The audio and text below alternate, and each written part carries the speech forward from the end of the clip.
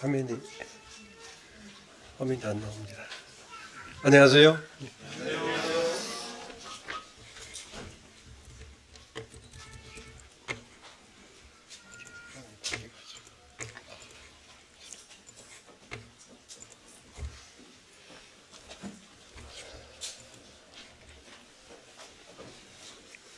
네, 저는 이번에 이제 그 선교사 수양회가 코로나 이후로 이렇게 처음 있게 되면서 방문하게 됐습니다. 그래서 짧은 일정에 지난 목요일에 기도해 주신 덕분으로 많은 선교사 형제 자매님들이 참석해서 말씀과 또 선교 보고를 통해서 큰 위로와 격려 시간이 됐습니다. 기도해 주시고 또 후원해 주셔서 감사를 드립니다. 제가 한 50분 정도 사용해도 되겠습니까? 한 20분 정도 짧게나마 선교 보고를 드리고 또 그 이후에 또 주님이 허락하시는 그 말씀을 또 전하도록 하겠습니다. 지난 2023년 2월에 그 올랑고 선교센터 헌당식이 있었습니다. 여러 형제 자매님들 방문해 주셔서 하나님 앞에 영광을 돌려드리는 시간을 가졌습니다.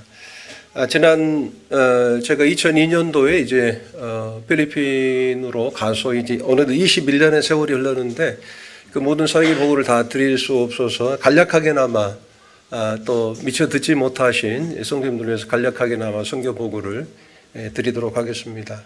이것이 필리핀 전도이고요.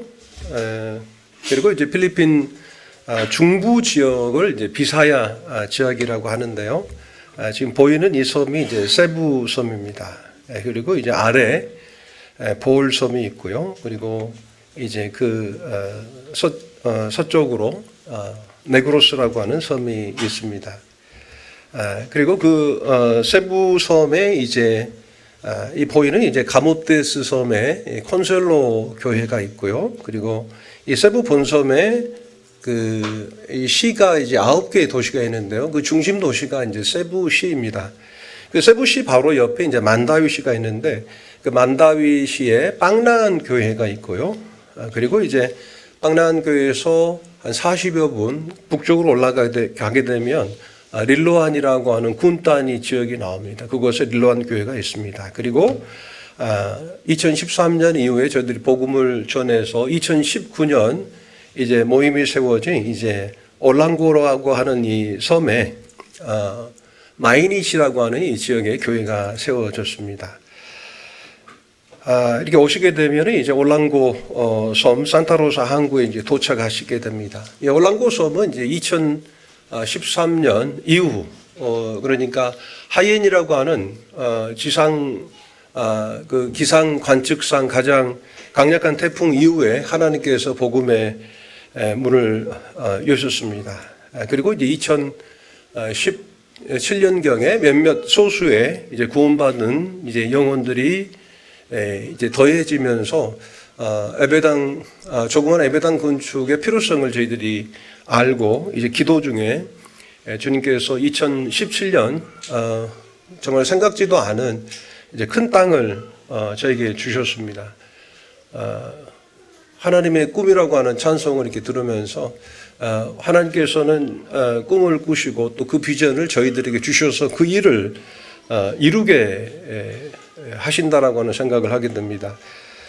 그래서 이제 왜 이렇게 큰 땅을 이제 주시나 그랬을 때 이제 세부 지역에 여러 모임들이 세워지면서 연합으로 함께 할 수 있는 공간이 없습니다. 아시는 분은 아시겠습니다만은 세부는 그 휴양 도시입니다. 95%는 정말 그 가난한 지역인데 정말 극히 작은 퍼센테이지의 공간이 이제 관광객들을 수용할 수 있는 그런 아름다운 휴양 도시인데요. 이제 그런 지역에 네 지역교회 또 그 이상의 모임이 함께 연합해서 모일 수 있는 공간이 그렇게 쉽지 않은데 주님께서 그와 같은 이제 비전을 저희들에게 주셔서 땅을 주셨는갑다 했습니다. 그리고는 이제 마닐라 지역에 있는 이제 그 모임의 역사가 깊습니다. 우리나라보다도 필리핀 마닐라가 있는 루손 지역에는 이제 100여 개 모임이 있죠. 그곳에 이제 제가 알기로는 이제 캠프장이 하나 있는데 그것은 정말 소박한 그런 이제 그 시설로 되어 있습니다. 그래서 저도 사실은 이제 그같이 소박한 이제 캠프장을 지으려 했습니다만은 주님께서 덜컥 이제 그 설계도를 주신 거예요. 제가 생각하지 못한 땅과 설계도를 주셨을 때 생각나지는 말씀이 자료도 교체하였습니다만은 누가복음 14장에 너희가 망대를 세우려거든 너희가 그것을 다 지을 수 있는지 그 앉아서 예산을 그 비용을 계산해 봐야 되지 않겠느냐 이 말씀이 생각이 나서 실은 사실 이 설계도를 받고 앉아서 그 비용을 계산해 보려 했습니다. 한데 이제 그때 주님께서 저에게 선명하게 말씀하시기를 이것이 너의 망대냐 이렇게 말씀을 하시는 것 같았어요. 그때 주님 아닙니다. 이것은 저의 망대가 아닙니다. 그래서 이제 일을 시작했습니다. 사실 이제 올랑고는 이제 화산섬이기 때문에 이 정말 반석의 섬입니다. 그래서 땅이 이렇게 쉽게 파지지 않는 것 같은 이제 그 반석 위에 주님께서 예배당을 이제 건축할 수 있도록 하셨는데 거의 한 제가 봤을 때는 99.9% 전적으로 이제 사람의 그 맨파워, 사람의 손으로 그 일을 이렇게 이루었습니다. 보시는 이 장갑은 제가 이제 그날 일과가 끝나고 돌아다니면서 그 일꾼들이 사용했던 장갑을 이렇게 찍었는데 이것이 단적으로 그들이 어떤 상황에서 그 예배당을 건축했는지를 이렇게 보여주는 사진인 것 같습니다. 그리고 어떻게 보면은 이제 무기체인 이제 예배당을 건축하면서 주님께서는 이제 유기체가 되는 이 그리스도의 몸된 이 교회를 세워가는 일을 이렇게 하셨습니다. 그곳에 있는 일꾼들과 매일 아침 모여서 함께 말씀을 보고 그리고 이제 말씀을 통해서 이제 그 일꾼들의 변화가 일어난 것을 보게 되는데 이제 그 중에 하나가 이제 성경이 그들에게 깨달아지기 시작하는 것이죠. 아시다시피 이제 필리핀은 스페인에 의해서 이제 식민지 국가였습니다. 결국 이 스페인이 세운 국가죠. 그래서 이제 그 당시에 스페인의 왕이었던 이제 필립이라고 하는 왕의 이름을 따서 이제 필리핀스가 됐습니다. 그런데 이제 아이러니하게도 사실 이제 성경을 보존하는데 쓰임을 받았다고 말할 수 있는 이제 천주교임에도 불구하고 이게 이제 중세 시대에 이제 금서가 되고 중세 암흑 시대가 이제 어떻게 보면 이제 천주교에 의해서 이제 그 이루어졌었는데 말입니다. 이제 사실 이제 필리핀도 이제 천주교 국가입니다만은 성경을 잘 보지 않습니다. 그래서 결국 이 성경 공부가 이제 지속적으로 되어지면서 그 말씀을 통해서 이들이 변화를 이렇게 변화가 이제 있는 것을 보게 되는데 동일하게 함께 참여했던 일꾼들 중에서 이제 말씀에 눈이 뜨이고 이제 그러면서 이제 구원을 확신하는 역사가 일어났습니다. 그리고 2020년 드디어 12월 19일 약 7년 만에 이제 침례식이 있었고 21년 6월에 또 두 번째 침례식이 있었습니다. 보시다시피 이제 코로나 기간에 많은 사람들이 이제 그 일이 없는 그런 가운데서 그 바다에 있는 이제 그 돌들을 다 캐다가 이제 저희들이 그 공간을 메꾸는 작업들을 이렇게 보고 계십니다.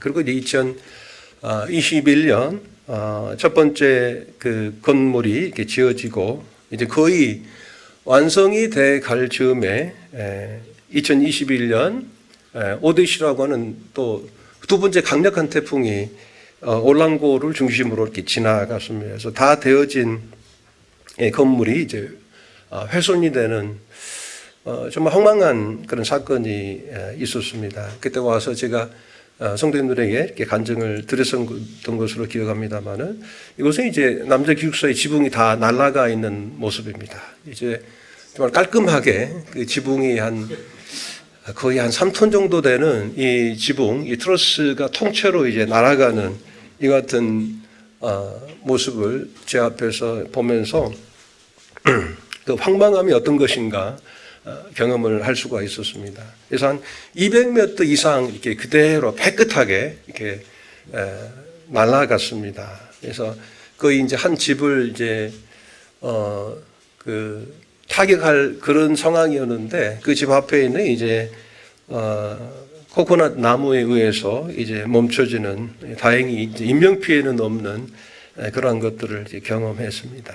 저희들이 이제 사택이었습니다. 그런 가운데서 좀 연약하지만 이 가모테스 콘셀로 교회에서 저희들이 필요할 때 위에서 기도하면서 그 새벽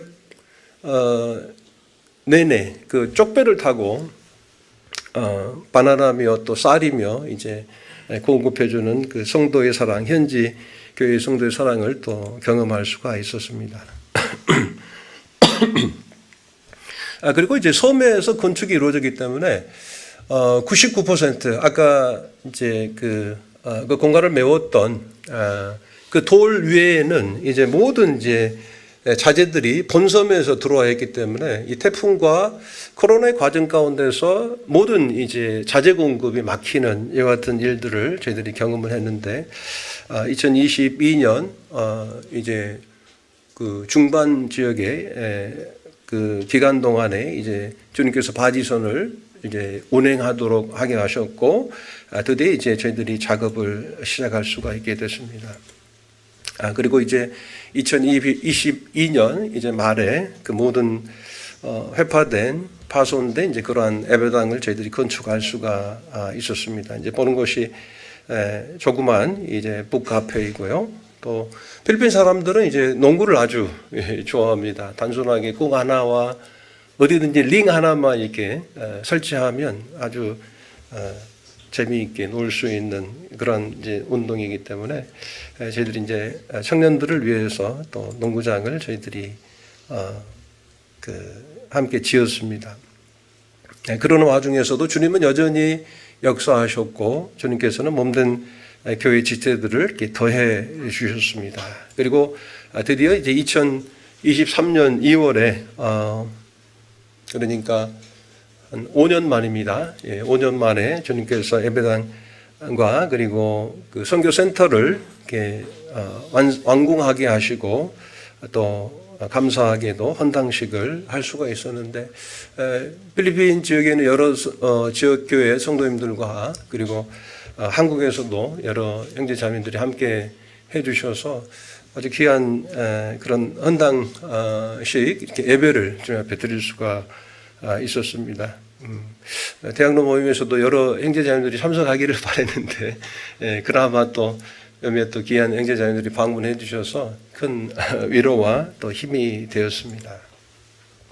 사실 이러한 이제 우리가 어떤 영적인 이제 유산도 유산입니다만은 이와 같은 이제 주님께서 저희들에게 주신 어떤 이런 센터라고 하는 공간적 유업도 그 다음 세대들에게도 물려줘야 될 필요성이 있는 것 같습니다. 그래서 이런 아이들에게도 좋은 어떤 그 유업으로 쓰임받기를 원하는 마음이 있습니다. 그래서 지난 7월에 사실 필리핀은 이제 이혼이 없는 법적으로 이혼이 될 수가 없는 것이죠. 그러니까 이 법은 정말 성경적이고 높은데 아까 말씀대로 3분 만에 모이라고 하는 것은 이룰 수 없는 율법이라고 하셨는데 사실 이제 이혼이 없으면 얼마나 좋겠습니까? 그러나 법적으로는 이혼이 안 돼요. 그러나 실제적으로는 이제 그 이혼이 많이 이루어지고 그래서 이 사람들이 쉽게 이제 혼인 신고를 이렇게 하지 않습니다. 그리고 혼인을 하는 데 있어서 비용이 발생하기 때문에 이런 시골이나 섬에 있는 사람들은 이제 혼인 신고를 하지 않고 그냥 살아버려요. 그러다 보니까 이제 결혼하지 않은 상태에서 아버지의 성을 이렇게 따르지 않고 어머니의 성을 따르는 그런 경우들이 있었기 때문에 이제 어떤 분들은 이제 필리핀을 모계 사회라고 이제 말하기도 합니다. 그래서 이제 사실은 이제 이 복음이라고 하는 것은 모든 사람에게 전해져야 하고 또 불특정 다수에게 또 편견이 없는 또 죄인들에게 전해져야 되는 어떤 메시지이기 때문에 이제 그와 같은 처지 가운데 있는 영혼들의 복음이 전해지고 주님을 영접했을 때 그분들이 모임에 더해졌는데 실제로는 이제 일리갈 그러니까 합법적인 이제 부부의 관계가 아닌 가운데서 모임을 참석하게 될 때 이것은 성경적이지 못한 거죠. 그래서 올랑고 마이닛 교회는 이제 세상에 이제 그 형제 자매님들이 그 같은 상황 가운데 있었습니다. 근데 주님께서 좀 훌륭한 공간을 주셔서 또 결혼식을 또 할 수가 있었습니다. 참 감사한 일이죠. 그리고 지난 또 6월경에 저희들이 또 그 세부 지역에는 연합 청년 캠프를 저희들이 계획을 했고 또 여기에 참석한 또 청년들의 이 모습입니다. 그리고 또 주교사들이 또 함께 할 수 있는 그런 세미나의 공간으로 또 귀하게 이제 센터가 사용되어지고 있습니다. 그리고 참 준공 검사를 참 받기가 참 어렵습니다. 그리고 소방 설비 그 같은 이제 그런 그 검사도 사실 받기 어려운데 주님께서 최근에 그런 검사를 맡게 하시고 또 주님께 허락하셔서 이제 준공 검사와 그리고 사용 승인서를 저희들이 받아서 이제 법적으로 그 센터를 사용할 수 있도록 주님께서 모든 여건들을 허락하셨습니다. 이 사진은 이제 릴로안 교회입니다. 그래서 제가 2002년도부터 2009년까지 빵난 교회에서 이제 주님을 섬겼고 그리고 2010년도에 주님이 이제 그 모임을 이렇게 시작할 수 있도록 릴로안 지역에 교회를 이제 세우셨는데 지금 어떻게 보면 가독에 있습니다. 그래서 형제 자매님들이 필리핀 세부 지역의 선교를 위해서 기도하실 때 이제 제가 사역지를 이제 옮기는 그런 과정 가운데 있거든요. 그래서 세부에 이제 있는 그런 모든 집들을 다 정리하고 지금 현재는 올랑고라고 하는 섬에 제가 기가하면서 마이닛 교회를 돌아보고 있습니다. 그래서 릴로안 교회에 분명한 그 일꾼이 세워지고 복수의 장로들이 세워져서 이들이 성도들을 잘 세울 수 있도록 또 보살피고 또 낮은 가운데 섬길 수 있도록 기도해 주시기 바랍니다. 선교사의 최종 목적은 선교사가 필요 없는 선교지가 되게 하는 것이죠. 그래서 어찌됐든 간에 이 릴로안 지역에도 제가 없이도 현지 형제들이 이렇게 장로로 세워져서 모임을 잘 돌아볼 수 있도록 기도해 주시기 바랍니다. 현재는 제가 일요일이면 2주에 걸쳐서 오전에 릴로안에 가서 예배를 드리고 또 오후에는 또 올랑고 섬으로 또 이동을 해서 이 두 번에 걸쳐서 이제 예배와 말씀을 전하고 있는 사역을 감당하고 있습니다. 이곳이 이제 릴로안 교회입니다. 그리고 이제 목요일이면 또 성경 그 올랑고라고 하는 섬의 주민들을 대상으로 해서 복음을 전하고 있고요. 그리고 이제 한 8명의 이제 형제 자매님들이 그 센터 내에서 이제 준 공동체 생활을 하고 있습니다. 그래서 매일 아침 모여서 기도하고 또 말씀을 완독하는 시간들을 갖고 있고 사실 이제 주님께서 마가복음 1장 15절에 보면 예수님께서 회개하고 또 복음을 믿으라고 하는 첫 번째 메시지를 전하신 연후에 주님께서는 바로 제자들을 부르는 사역을 하셨더라고요. 그러니까 사실 선교사들이 이제 선교지에 가서 가가오 방문을 해서 복음을 전해서 영혼들을 구원하고 또 교회를 세우는 일도 참으로 중요한 사역입니다만은 또 주님께서는 이제 그 다음 세대를 이렇게 생각하시고 염두하시고 그래서 나를 따르라 내가 너희로 사람을 낚는 어부가 되게 하겠다.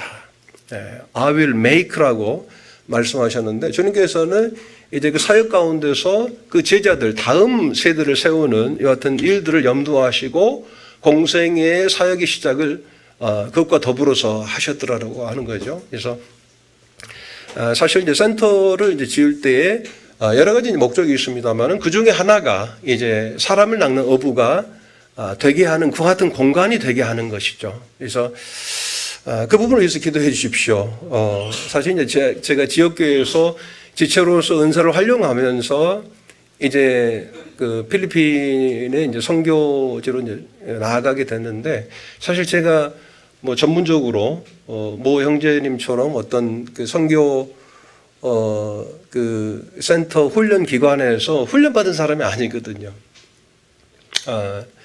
그러나 주님께서 저희들의 삶을 통해서 그 다음 세대를 잇는 일꾼들을 양육하고 세우는 데 쓰임받을 수 있도록 기도해 주시길 바랍니다. 이것은 어떤 지식을 가르치거나 어떤 방법론적인 부분을 전달하는 것이 아니다라고 하는 생각을 오늘 아침 대학로 모임에 참석해서 골로새서 1장의 말씀을 통해 주님께서 주셨습니다.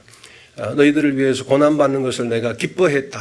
결국은 이 고난의 삶, 주님의 마음을 품고 그들과 함께 삶을 나누는 이것이 이 제자의 양육이고 또 그들을 훈련하는 그런 과정이다라고 하는 것을 생각할 수가 있습니다. 그래서 거기 중공동체 생활을 하고 있는 새 형제님들에게 이제 기회를 줘서 이제 복음을 전하는 사역을 감당하고 있고요.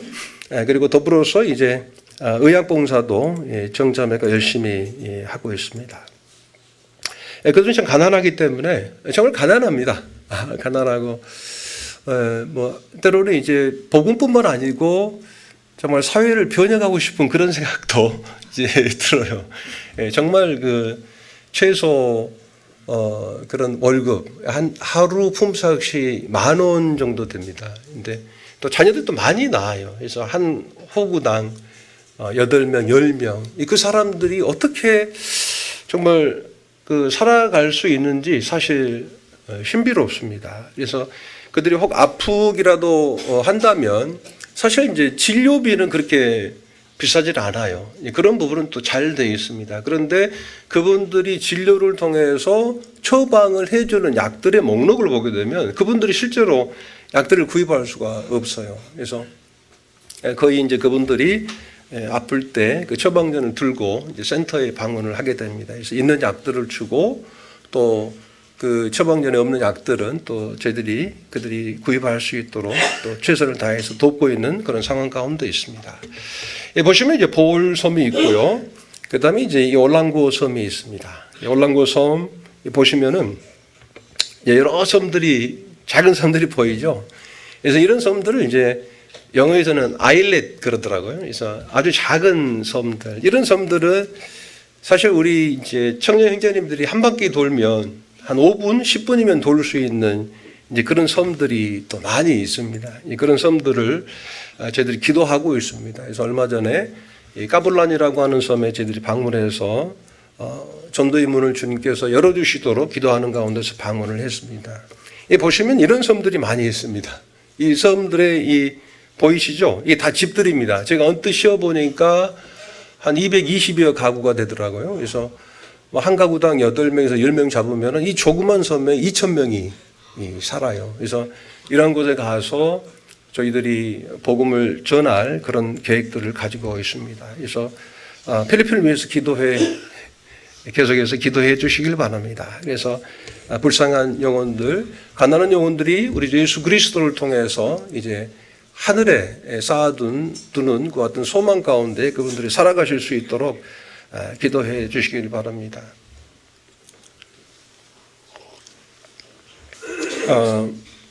짧게나마 말씀을 이렇게 함께 나누기를 원합니다.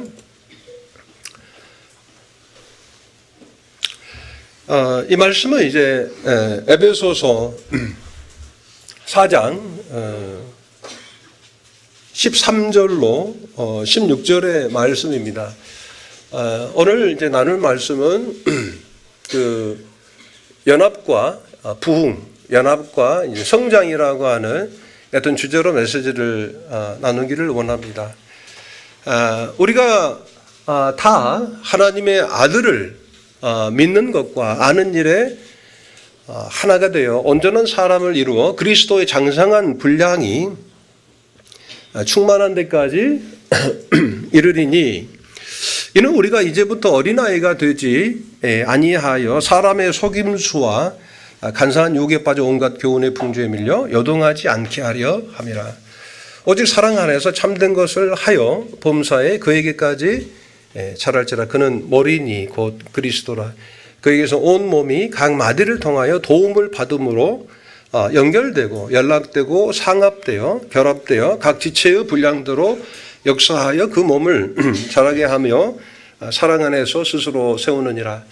제가 연합과 성장이라고 하는 이제 주제로 말씀을 이제 준비하면서 이 아침에 이제 제가 구글로 말씀 주제 사진을 이제 찾아보려고 이렇게 딱 쳤더니 연합과 성장이라고 하는 책 표지가 나오더라고요. 공교롭게도 우리 본 모임에서 파송하신 문영권 형제님이 쓴 이제 책의 제목이 연합과 성장이더라고요. 그래서 충분하게 연합과 성장에 대해서는 이 대학로 모임 성도님들이 충분히 알고 계시겠구나 하는 생각이 들어서 제목을 잘 못 정했네 이런 생각을 가졌습니다.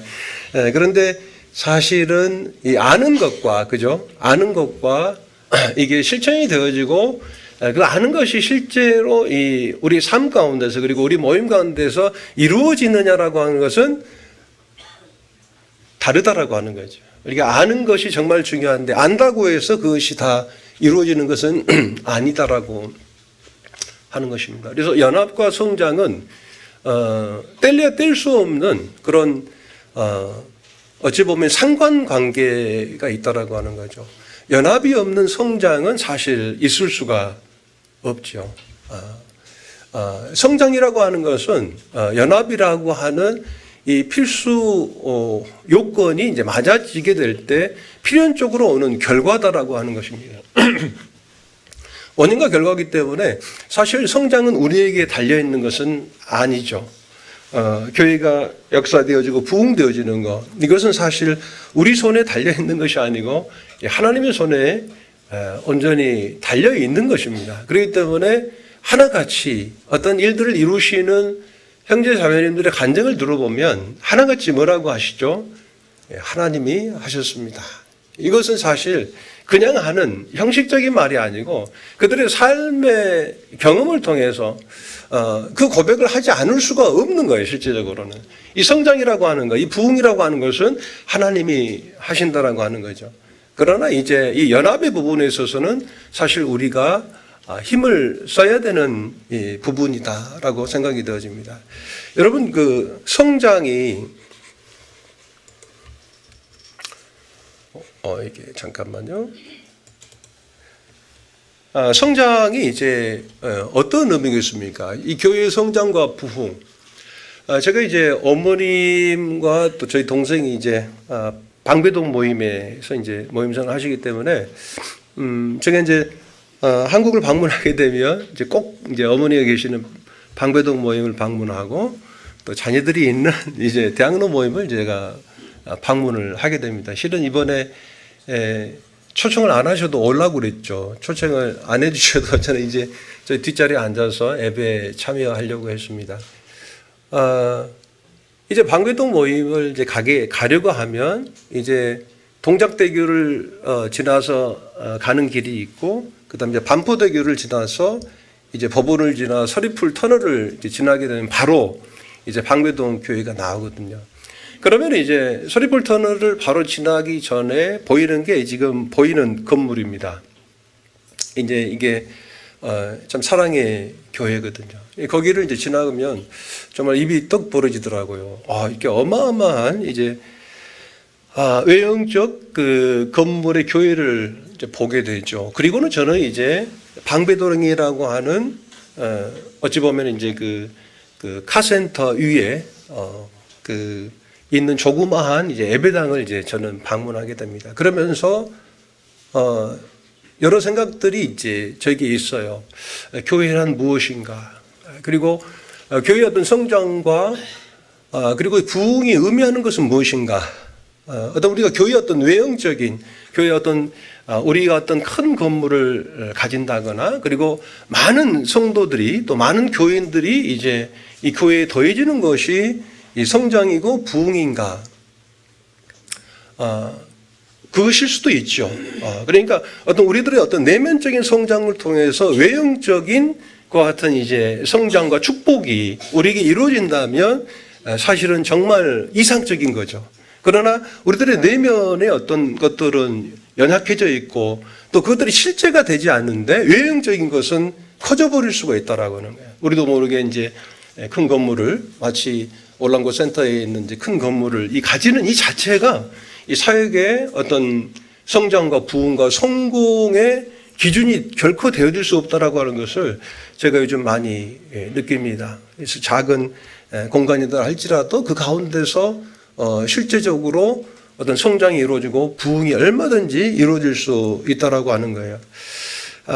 그러면서 제가 이제 최근에 이제 필리핀에 있는 한 사회운동가가 영화 감독이었던 그 벤이라고 하는 사람이 이제 과거에 그 마르코스와 이멜다 여사, 마르코스를 이제 비판하면서 그가 최초로 사용되어진 낱말이 있는데 이게 에디피스 콤플렉스라고 하는 거예요. 그러니까 다시 말하면 어제 크고 웅장한 그리고 정말 인상 깊은 것 같은 이제 그 건축 사업을 국정으로 이루었습니다. 그리고 그것을 이제 마르코스는 이제 자신의 어떤 정치적 그런 성과 과업을 이제 선전한 것으로 이제 사용을 했던 것을 이제 비판하면서 이번에 에디피스 컴플렉스라고 하는 이 단어를 사용했는데 우리들이 자칫 잘못하면 그런 외형적인 성장, 외형적인 부흥에 우리가 마음을 쓸 수가 있다라고 하는 거죠. 그러나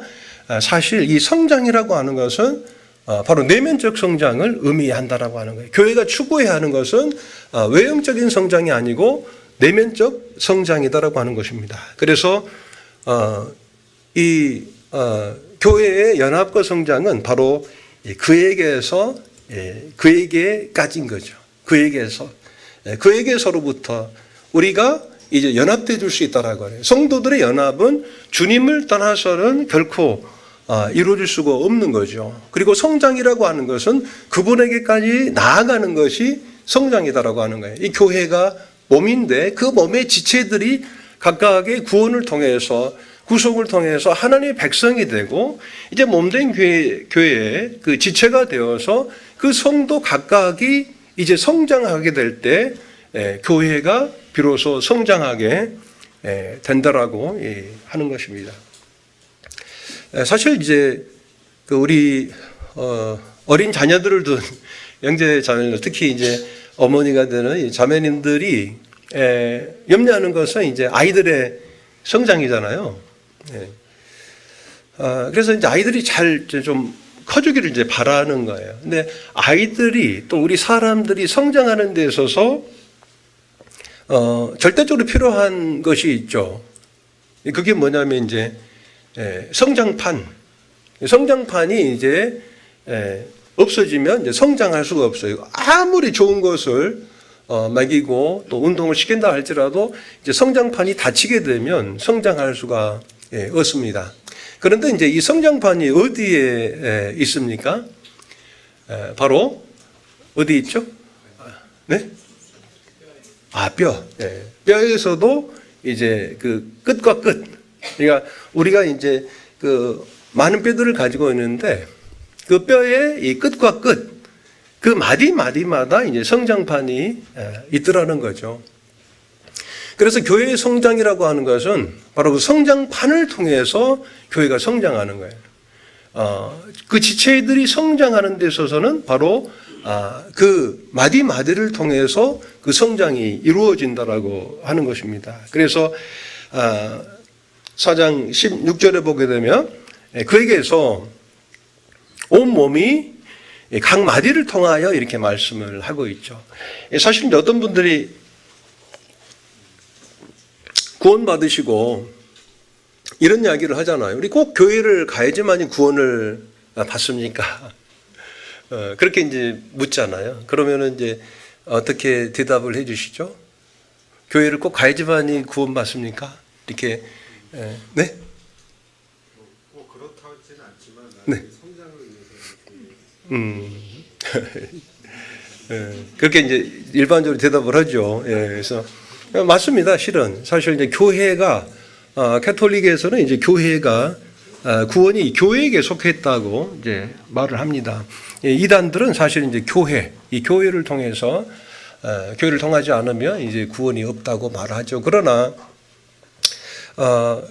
생각해 볼 때 사실 이제 그 모임 안에서 이제 복음, 이 구원에 대한 이슈가 지금 일어나고 있잖아요. 어찌 보면. 그런데 이제 성장을 추구하지 않은 구원이 있을까? 내가 구원을 받았어요. 그런데 성장을 추구하지 않은 구원이 있을 수 있겠냐라고 하는 거죠. 성숙해지고자 하는 그 같은 추구가 없는 구원이 있을 수 있겠느냐라고 하는 거죠. 그래서 우리가 복음을 전하고 영혼들이 구원받았다고 하는데 우리는 고개를 갸우뚱하잖아요. 그 이유가 뭐냐면 구원은 받았다고 하는데 이분들이 성장을 추구하지 않는다는 거죠. 하나님께서 이스라엘 백성들을 애굽에서 건져내셨을 때는 단순하게 그들을 애굽의 그 환난과 고통과 그 아픔 중에 그들이 부르짖는 기도에 응답하시기 위해서만 그들을 구원하신 것이 아니다라고 하는 거예요. 실제로 이스라엘 백성들은 단지 어찌 보면은 자기들이 처해져 있는 그런 환경과 그 공경 가운데서 하나님 앞에 부르짖는 이 상황에서 나를 구원해 주십시오. 이 고통에서 나를 구원해 주십시오라고 기도했지만 그 기도를 응답하신 하나님에게는 꿈이 있으셨다라고 하는 거예요. 그 꿈이 그 어떤 비전이 있으셨고 그것이 경륜이셨다라고 하는 거죠. 하나님께서는 이스라엘 백성들 단순하게 애굽의 고통 가운데서 환난과 아픔 가운데서 그 심한 그 노동의 그 무거운 짐으로부터 그들을 구원하실 뿐만 아니라 이제 사실은 그들을 통해서 하나님의 나라를 세우시기를 원하셨다라고 하는 거예요. 하나님의 이 백성들이 단순하게 유월절 어린 양을 통해서 내가 애굽에서 구원받았으니 되었다라고 한다면 그들은 하나님께서 그들을 구속하신 하나님의 경륜의 뜻과 전혀 상관없는 그 같은 여정을 시작을 했겠죠. 어떤 분이 이제 그러더라고요. 유명한 분이 만약에 이스라엘 백성들이 단지 애굽에서 구원을 받는 것이 목적이었다면 아마 그들은 홍해를 건너지 않았을 것이다. 홍해를 건너지 않고 홍해 그 바닷가에 횟집 차리고 또 뭐 유원지 만들고 그렇지 않았겠느냐. 그것이 단순하게 이제 구원의 목적이었다면 말이죠. 그러나 하나님께서는 이스라엘 백성들로 하여금 홍해를 건너게 하시고 40년의 그 연약한 가운데서 고난받게 하시고 그리고 가나안 땅에 들어가서 하나님 나라를 세우시기를 원하셨다라고 하는 것입니다. 그래서 구원받은 성도들은 분명하게 성장을 추구하게 되고 성장하려면은 어떻게 해야 되면 교회 가운데 있어야 된다라고 합니다. 그러니까 구원을 받았다고 해놓고 나 교회 구원받았으니 되었습니다. 성장을 추구하지 않는 그런 어떤 복음의 개념, 전에도 말씀드렸습니다만 공간적 개념의 구원 그리고 면벌적 개념의 구원 이것으로만 만족해 버린다면 하나님께서 그 구원을 통해서 이루시고자 하시는 그 어떤 경륜을 그들의 삶 가운데서 결코 이룰 수가 없는 것이죠. 하나님께서 우리들을 구원하신 것은 바로 하나님과 우리와의 개인적인 그런 관계적 개념의 구원을 우리에게 주신 것입니다. 그리고 그 관계적 개념을 통해서 하나님께 나아가게 하는 거예요. 아까 하나님이 선택한 찬송가에 보면은 그 피를 통하여 하나님에게까지라고 하는 그 가사 내용이 있더라고요. 처음 이제 들어본 가사인데 바로 그거죠. 바로 그에게서 우리가 구원을 받았고 그의 피로 말미암아 우리가 구원을 받았으니 이제 하나님께로 나아가는 하나님의 백성이 되고 하나님에게까지 나아가는 이와 같은 구원의 개념이 이루어진다고 했을 때 성장을 추구하지 않을 수가 없다라고 하는 것입니다. 그러나 이 성장은 우리가 에베소서 4장 16절의 말씀으로만 놓고 본다면 결코 마디와 마디를 통해서 도움을 받지 않으면 이것이 성장이 이루어질 수가 없다라고 하는 거예요. 사실은 이제 신약 성경은 바로 교회에게 주신 말씀이죠. 복음서는 교회의 반석이 되신 예수 그리스도를 이제 기록한 것이요. 사도행전은 이제 그 교회가 세워지고 또 여러 지역교회들이 세워지는 그런 과정에 대해서 말씀하고 있다면 그 서신서는 그 수신이 거의 다가 이제 교회죠. 교회에게 주신 말씀이다라고 하는 거예요. 이 교회를 이해하지 못하고 신약 성경을 이해할 수가 없습니다. 그리고 교회를 통하지 않으면 성장이 이루어질 수가 없다라고 하는 거예요. 그 마디와 마디를 통해서 이제 도움을 받음으로 이제 성장하는 것입니다. 그래서 우리 어떤 개인의 어떤 영적 성장과 더불어서 교회 성장 또한 바로 이 교회 생활, 이 교회의 어떤 그 성도와의 그런 관계 가운데서 성장이 이루어진다라고 하는 거죠. 그래서 이 성도들과 올바른 관계를 맺지 못할 때 성장이 있을 수가 없죠.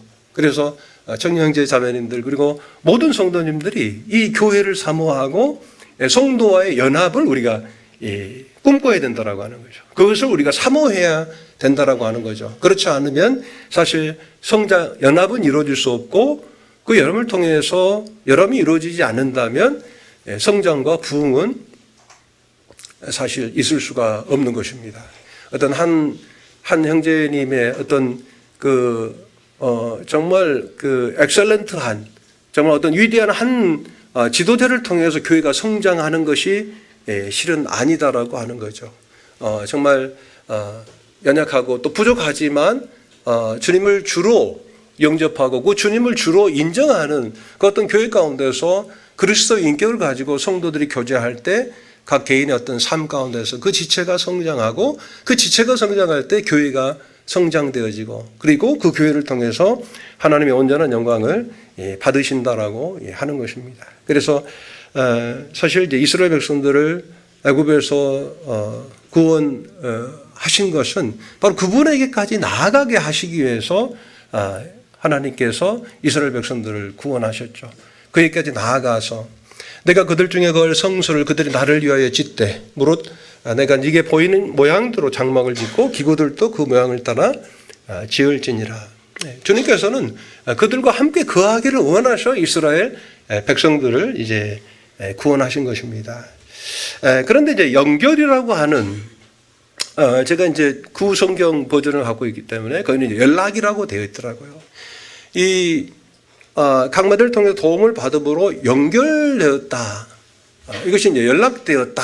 이렇게 말씀을 드릴 수가 있는데 우리 성도님들은 실제적으로 성도님들과의 관계 가운데서 지금 연결이 되어져 있습니까? 그러니까 우리가 이제 이 교회의 성도의 어떤 성도들을 할지라도 그 성도들이 서로 연락되어져야 된다라고 하는 거죠. 연락되어진다라고 하는 것은 단순하게 이제 하나의 동체로서 수동적 연결을 의미하는 것이 아니고 이것은 하나의 이제 문을 보시게 되면 모든 문에는 뭐가 있습니까? 문은 열려야 되잖아요. 그렇죠? 그래서 문이 열리기 위해서는 바로 이제 경첩이 필요합니다. 이걸 힌지라고 하는데요. 성경에서는 이 연락이라고 하는 것은 바로 이 힌지 투게더. 그러니까 이 경첩의 의미가 있다라고 하는 거예요. 그것은 다시 말하면 수동적으로 고정된 연결이 아니고 이제 서로 활발하게 자기의 어떤 역할을 할 수 있는 연결이다라고 하는 거예요. 모든 성도들이 서로 연락되었다. 이것은 뭐냐면 바로 시너지가 발휘되는 거예요. 성도들이 연결되고 연락될 때 각 지체에게 주어진 그 역할을 할 수 있게 된다라고 하는 거죠. 그리고 이 상합이라고 하는 것, 이 결합이라고 하는 것은 바로 이제 한 배를 탔다라고 하는 의미입니다. 그런데 한 배를 탔는데 그런 일률적이고 획일적인 그 같은 분별과 생각과 그리고 추구가 있는 것이 아니다라고 하는 거예요. 얽혀져 있는 그런 가운데 있는 여러 가지 생각들을 가지고 있는 그 생각들이 이제 한 배에 탄 겁니다. 그리고 그 과정 가운데서 이제 하나가 되어서 이제 하나님께서 우리에게 정해 놓으신 그 같은 그 추구를 따라서 이제 나아가는 이것이 이제 상합의 의미가 있다고 볼 수가 있겠습니다. 그래서 성막의 그 각 기둥들이 이제 그 받침대 위에 서 있잖아요. 근데 각각 바깥 울타리에 세워져 있는 기둥도 그렇고요. 그 다음에 이제 또 성소에 세워진 이 기둥들도 바로 각각 그 받침대 위에 세워져 있습니다. 우리들은 다 각각의 받침대 위에 세워져 있는 거예요. 우리가 구원받는 과정이 있었을 때는 우리가 심판이라고 하는 그 를 의미하는 그 높받침대 위에 세워져서 그리스도의 은혜로 말미암아 구원받는 것을 이제 울타리의 그 기둥들이 상징한다고 한다면 바로 이제 성소 안에 있는 그 각각의 기둥들은 바로 예수 그리스도로 말미암아 정말 아카시아와 같이 지극히 평범하고 또 사실 값이 나가지 않는 그와 같은 자들을 예수 그리스도로 옷을 입혀주셔서 황금으로 덧입혀주셔서 이제 그 은받침대 위에 예수 그리스도의 구속의 은혜 위에 우리들은 각각 서 있어요. 성도님들, 우리들은 실제로 하나입니다만 우리들은 실제로 각각 세워져 있어요. 각각 세워져 있는데 아까 말씀대로 우리들은 서로 연락되어져 있고 상합되어져 있다라고 하는 거죠. 우리는 이제 그리스도로 말미암아 그분 안에서 이제 언제나 하나가 된 것입니다. 각각의 그 조각목들이 그 성소의 기둥들이 60여 개가 있는데요. 그 기둥들을 세우는 데 있어서 5개의 띠가 있는데 그 가장 중간에 있는 띠는 그 끝에서부터 끝에까지 관통을 하고 있는 거예요. 이것은 바로 무엇을 의미하고 있습니까? 바로 성령님을 의미하고 있는 거죠. 그 말뚝이 그 기둥들을 붙들어주고 있는데 그 말뚝의 힘이 바로 기둥들을 붙들어주고 있는 데 있어서 줄이 절대적으로 필요하듯이 바로 그리고 이제 이 조각목의 그 띠가 그 관통했다라고 하는 것은 바로 성령님을 의미하는 것입니다. 우리가 구원받을 때도 성령님의 역사가 절대적으로 필요한 거죠. 그래서 우리가 복음을 전했는데 구원을 받지 못하는 경우 이슈가 되고 있는 것이 이제 복음의 내용이 잘못된 것은 아닌가. 그럴 수도 있습니다. 그러나 또 다른 부분을 우리 살펴봐야 되는 부분은 우리가 올바른 정말 강력한 복음의 메시지를 갖고 있다 할지라도 우리가 전하는 복음의 메시지의 과정 가운데서 성령님께서 개입하셨느냐. 이 성령님께서 그 복음을 붙들지 않으면 그 10년 가운데서 구원이 이루어질 수 없죠. 그리고 이제 교회의 하나됨. 이것은 바로 성령님께서 이쪽 끝에서 우리 형제님 이 끝에서부터 모든 성도들을 심령을 관통해 버린 거예요. 무엇이? 바로 성령 하나님께서 우리를 관통하지 않으면 우리는 그 연합을 볼 수가 없는 것입니다. 그 연합을 볼 수 없을 때 우리는 진정한 의미에서의 그런 성장과 부흥을 우리는 볼 수가 없는 것이죠. 우리가 각자가 이제 서서 우리는 주님을 바라보는 것이죠. 제가 언젠가 말씀드렸습니다마는 선교제에서 정말 필요한 것이 있는데 사역을 이루는 데 있어서 그 가장 중요한 것들 중에 하나가 동역입니다. 동역이 이루어지지 않으면 사실 사역이 이루어지기가 정말 어렵죠. 또 그 사역을 이루는 과정에서 많은 어려움을 이제 겪게 되는데 동역은 사실 서로 바라보는 것이기도 하지만요. 실제적으로는 한 곳을 바라보는 것이 동역이다라고 하는 거예요. 우리는 각자가 각자가 그리스도의 은혜 가운데 이제 서 있는 것입니다. 그런데 하나님께서 우리를 이제 관통하시는 거예요. 그리고 우리가 각자가 부름을 받고 각자가 구원을 받았는데 또 각자에게 주어진 그 같은 은사와 또 비전과 그리고 사역이 바로 그리스도로 말미암아 우리에게 주어졌을 때 우리가 각자가 주님으로 받은 것을 이제 위해서 그것이 삶의 이유와 목적이 됐을 때 이제 온전한 연합이 되어지고 그 연합된 이 공동체인 이 교회를 통해서 주님의 뜻을 이룰 수가 있다라고 하는 것입니다.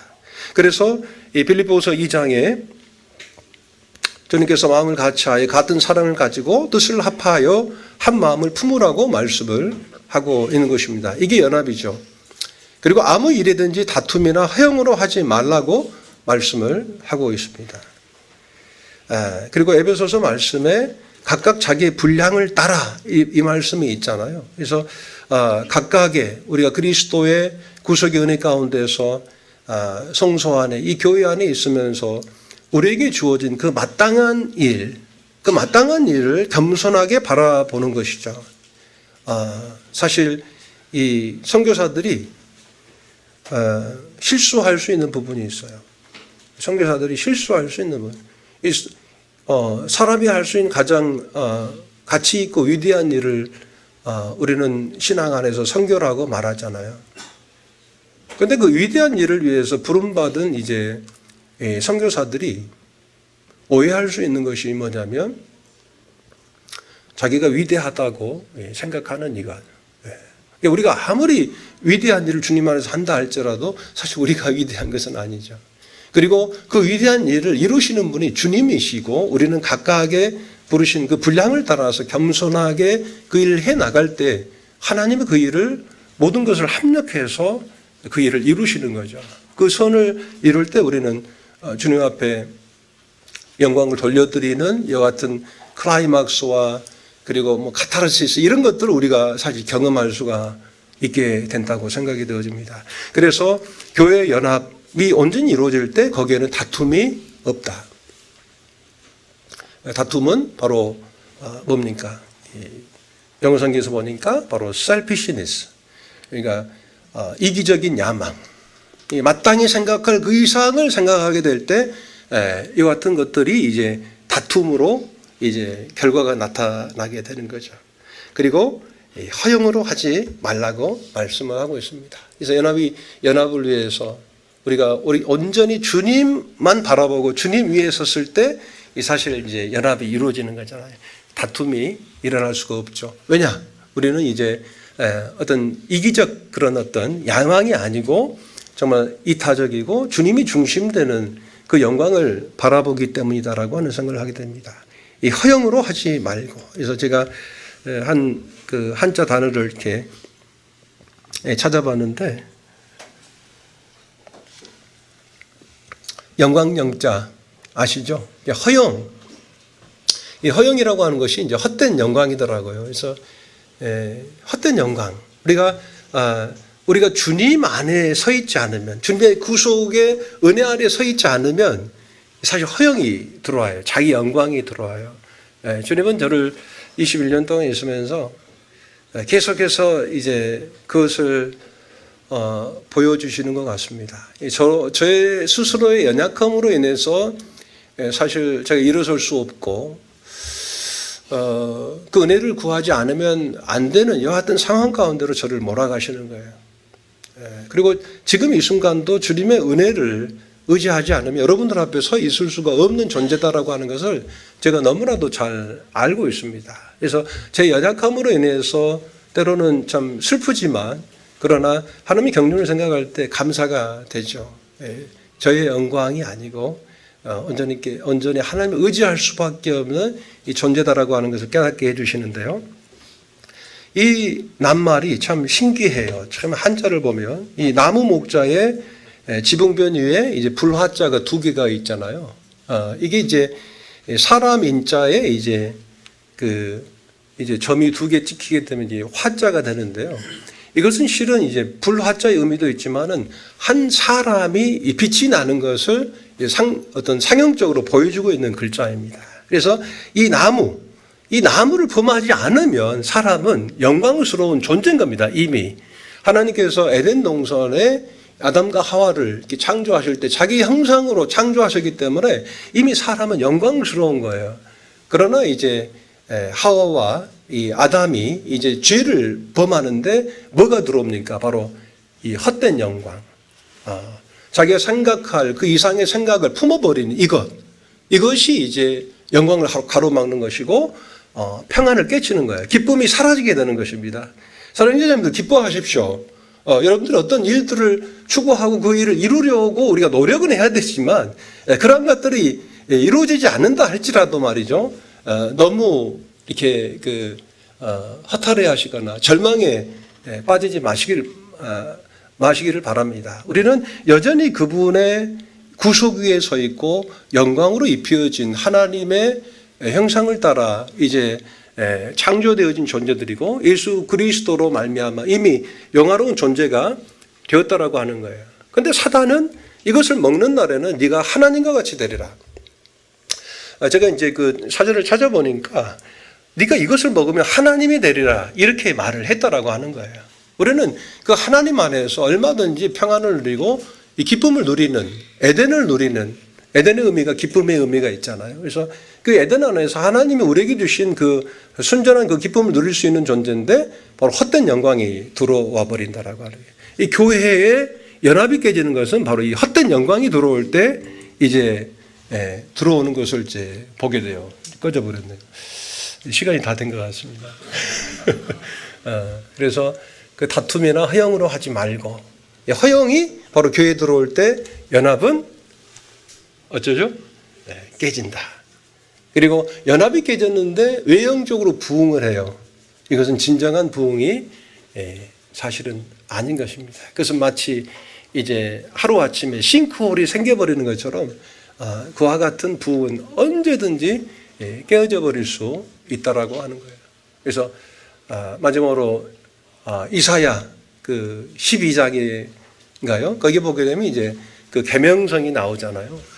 거기에 보게 되면은 내가 이게 이제 뭐 한글 성경에는 3번 나오는데 영어 성경에는 이제 찾아보니까 5번 나오더라고요.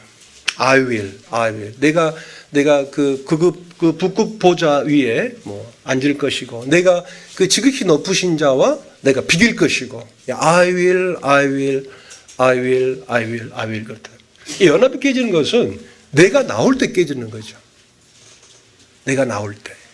그리고 잘못된 동기를 가질 때 그 연합이 깨지는 거예요. 성령님이 계시기 때문에 이제 그런 부분들이 이제 보여지게 되고, 또 그렇기 때문에 우리는 우리 자신을 늘 돌아봐야 되는 거죠. 그리고 우리는 그분 안에서 예수 그리스도의 마음을 품을 때, 그 마음을 품는다는 것은 달리 말하면 그분의 태도를 취하는 것입니다. 그분의 마음을 본받으라, 그 마음을 가지라, 이것은 그분의 태도를 취하라는 거예요. 왜 그렇습니까? 바로 태도는 그 우리들의 마음에서 나오는 것이기 때문에, 그 주님의 그 겸손한 태도. 사탄은 I will, 그러나 주님은 not my will, 내 뜻이 아니고 주님 아버지 내 뜻대로 마옵시고 아버지의 뜻대로 되기를 원합니다. 같은 고백을 하셨을 때 비로소 주님은 아버지의 뜻을 이루셨고 아버지는 그분을 높이셨습니다. 그래서 우리 모두가, 또 대학로 모든 성도님들이 내 뜻이 아니고 나의 영광이 아니고 하나님의 영광을 구했을 때 하나님께서 우리를 통해서 일하시고, 그리고 하나님께서 우리를 그리스도 안에서 모두 높이시기를 원합니다. 이것이 이제 우리 어떤 개인의 어떤 성장이요 부흥이며 또 모임의 이제 성장이고 부흥임을 다시 한번 생각하게 됩니다. 그래서 연약한 문영제와 또 연약한 또 선교지의 또 모임들을 위해서 계속 기도해 주시기를 부탁드립니다. 기도해 주시고 후원해 주셔서 정말 감사드립니다. 감사합니다.